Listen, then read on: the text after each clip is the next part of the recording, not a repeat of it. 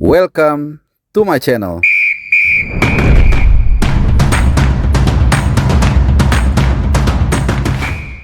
25 hari menuju sejarah, menuju pertandingan pertama Indonesia di round 3 kualifikasi Piala Dunia 2026. Tentunya kalian semua gue yakin pada nggak sabar, pada pengen cepet-cepet gajian. Bukan gajian, tapi nunggu pertandingan pertama di round 3 nanti, di mana kita semua udah tahu tanggal 5 September kita akan menghadapi Arab Saudi dan 10 September kita akan menghadapi Australia pada batch September nanti. Jadi nggak lama lagi persiapan tentunya sudah digalang oleh pasukan Sintayong dalam menghadapi dua lawan yang sangat tangguh, dua lawan yang sangat berat dan juga langganan Piala Dunia. Nah, pada video kali ini gue akan sedikit mengupdate ya persiapan kondisi terakhir tim nasional kesayangan kita yang tentunya sudah mulai kasak-kusuk, sudah mulai mempersiapkan semuanya, hal-hal detail yang mungkin buat kita semua ini tidak terlalu atau masih awam ya. Jadi mulai dari di mana mereka akan TC, lalu kapan akan TC, kemudian hotel, akomodasi dan seterusnya.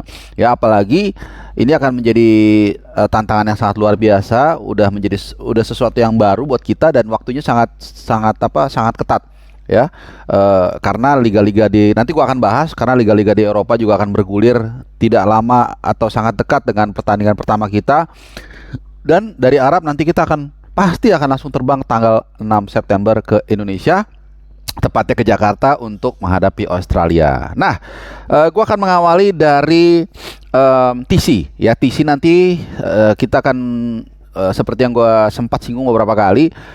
Kalau untuk para pemain nasional ini nanti menurut Coach Nova Arianto kemarin diwawancara di lapangan B di Senayan itu memang diadakan. Jadi tapi tidak lama waktunya, sebentar. Ya, yaitu tanggal 29 Agustus itu para pemain akan berkumpul dan tentunya para pemain yang bermain di liga lokal atau yang mumpuni lah, yang bisa. Kalau yang nggak bisa ya tentu mereka akan nyusul langsung dari negaranya masing-masing ke Arab Saudi. Nah, sekedar informasi aja. Karena Pak Erick Thohir ini juga ya tentunya membawai semua bidang termasuk liga juga, walaupun tentunya diberikan ke PT LIB ya, tapi kemudian dikondisikan ini cukup kondusif teman-teman. Jadi liga kita itu nanti terakhir bergulir itu tanggal 27 Agustus. Itu pun hanya satu pertandingan, Borneo lawan Bali United.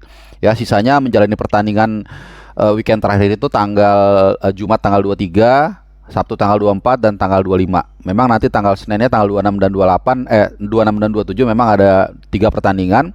Jadi 26 Agustus Semen Padang lawan PSS Sleman, lalu PSM Makassar dan Dewa United. Baru terakhir yang gue bilang tadi, hari Selasa malam itu ada Borneo lawan Bali. Habis itu para pemain ada waktu sekitar 2 hari sebelum mereka akan berkumpul. Ini pemain yang main di Liga 1 ya untuk manas-manasin kaki lah. Nah, baru kemudian 29, 30, 31 tanggal 1, jadi selang 2-3 hari lah, itu para pemain akan bertolak ke Arab Saudi. Nah, itu kalau untuk yang pemain yang bermain di Liga 1 ya, karena ini ada kepentingan nasional juga, jadi ya bisa dikoordinasikan lah, mainnya tidak terlalu mepet. Sementara kalau untuk yang para pemain diaspora terutama atau yang main di liga luar, ini gua akan update beberapa beberapa para pemain jadwal tersebut, yaitu yang pertama yang Bang Jai. Nah, ini kita agak bersyukur nih. Kenapa? Karena Venezia itu dapat jadwal main terakhir itu tanggal 30 Agustus. Lumayan. Ada jarak sekitar 6 hari sampai ke pertandingan. Jadi mungkin dia bisa sehari dulu istirahat, baru besok tanggal 31 Agustus atau 1 September terbang ke mungkin 1 September ya, terbang ke Arab Saudi. Dari Itali ke Arab Saudi itu penerbangannya mungkin hanya sekitar 6 jam ya, sekitar 6 jam, jadi nggak terlalu lama. Dan sebagai informasi aja, pertandingan terakhir Venezia itu tanggal 30 lawan Torino ya, lawannya nggak terlalu berat ya, mudah-mudahan bisa menang juga supaya Bang Jai mood. Nah, kemudian yang main terakhir tanggal 31 untuk para pemain diaspora atau yang main di liga luar terutama di Eropa itu ada Nathan Choaon. Kita nggak tahu nih sampai detik ini Nathan masih terdaftar sebagai pemain Swansea. Jadi asumsinya dia main di Swansea, maka jadwal terakhir itu main tanggal 31 Agustus malam ya. Kemudian ada Calvin Verdong yang main di Nijmegen. Kemudian juga ada Sen Patinama di Eupen. Ini juga tanggal 31 Agustus terakhir, dan juga Elkan Bagot. Ya, tetap gua harus update ya, karena bagaimanapun juga dia masih warga negara Indonesia dengan segala polemiknya dengan Sintayong dan federasi. Jadi ini lumayan agak mepet. Nah, yang paling mepet itu adalah Ivar Jenner. Utrecht itu main terakhir tanggal 1 September. Although atau meskipun ya Ivar Jenner kita belum tahu apakah dia bisa menembus tim utama atau enggak gitu. Tapi tetap waktunya sangat mepet. Ya ini serba salah ya. Artinya kalau kita pengen dia jadi masuk tim inti, ya berarti dia mungkin main sampai 1 September. Kalau dia belum menembus tim inti, ya mungkin dia cadangan, jadi nggak terlalu lelah. Walaupun nanti terbangnya juga sangat mepet. Ya jadi mungkin Ivar Jenner ini adalah kloter terakhir yang akan bergabung ke tim nasional kita. Jadi gua nggak tahu apakah 1 September dia bisa main dan langsung terbang malamnya. Ini sangat mepet menurut gua. Tapi kita coba lihat dulu ya jadwal Utrecht itu mainnya tanggal 1 September itu jam 5 sore. Mungkin bisa dia langsung terbang malamnya ya tanggal 1 September. Tapi ini cukup melelahkan. Apalagi kalau tadi yang gue bilang dia menembus tim utama dan main. Ya kita senang seperti yang gue bilang, menjadi dua sisi mata uang. Kalau kita senang dia main, tapi kemudian dia cukup lelah. Ya main jam 5 sore waktu sini ya kalau nggak salah ya. Ya waktu sini, jadi berarti dia ya bisa sih masih bisa terbang ya, berarti di waktu sana itu masih agak lebih siang, jadi langsung terbang hari itu juga malamnya. Cukup melelahkan, tapi ya resiko yang harus ditanggung oleh pemain untuk membela Merah Putih. Jadi kita selalu harus mengapresiasi mereka dengan segala mungkin dinamikanya ya. Kadang-kadang mereka juga manusia, bisa bisa mut-mutan juga.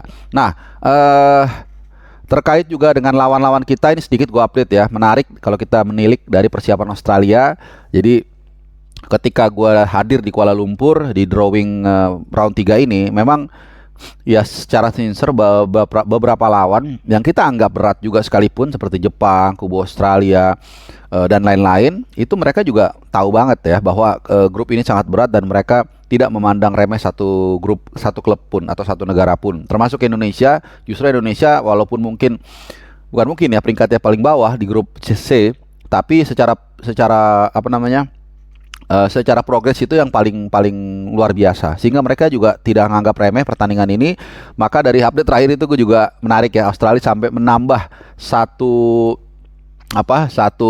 asisten pelatihnya, yaitu Luke Wilkshire. Ini mantan atau legendnya tim nasional Australia juga ya, jadi dipanggil untuk membantu mungkin memaksimalkan juga kemampuan dari Socceroos. Jadi kita lihat bagaimana persiapan dan tantangan di round 3 ini sangat luar biasa, dan ini tidak biasa ya buat pemain kita yang main Liga 1, yang memang biasanya katakanlah quote by quote dimanja dengan selalu setiap ada international break itu ada TC.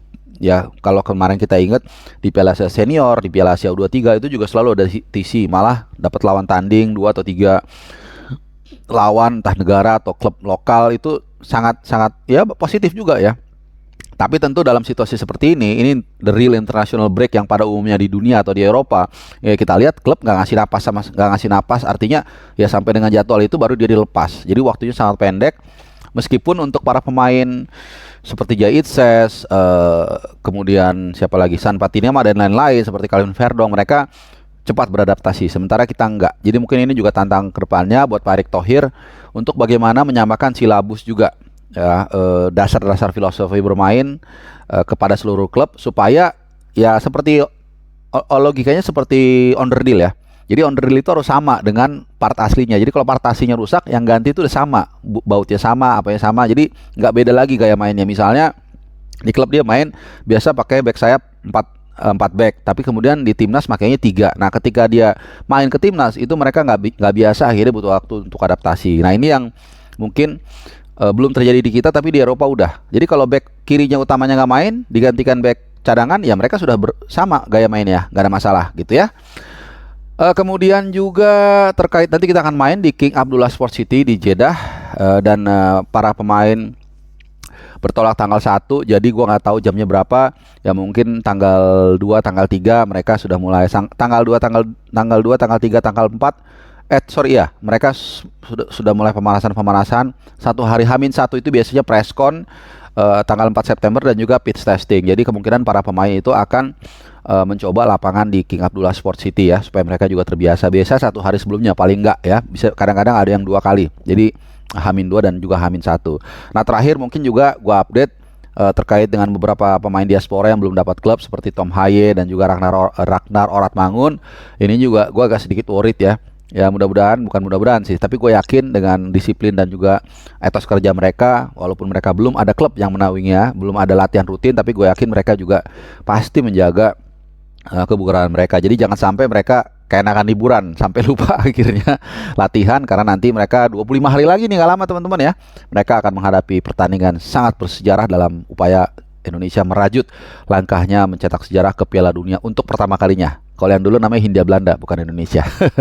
Oke, terima kasih teman-teman. Itu dia update gua setelah 2 hari gua kosong karena agak kurang enak badan juga, dan juga ada kerjaan.